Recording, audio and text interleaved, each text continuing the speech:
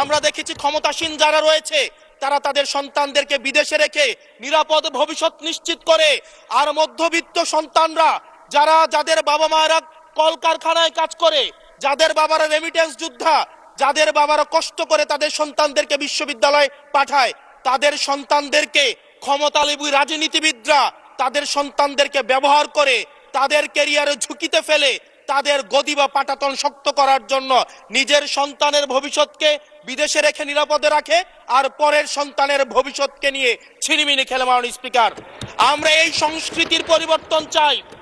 আমরা চাই বিশ্ববিদ্যালয়গুলো শুধুমাত্র নেতা তৈরির হাতিয়ার হবে না।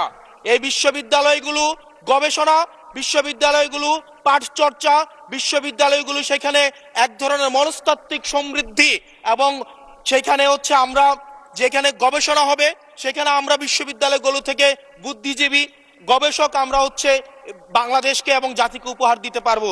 কিন্তু অত্যন্ত দুঃখজনক বিষয়, আজকে বিশ্ববিদ্যালয়গুলো শুধুমাত্র নেতা উৎপাদন করার এক ধরনের বিশেষ সার্কেলে পরিণত হয়েছে।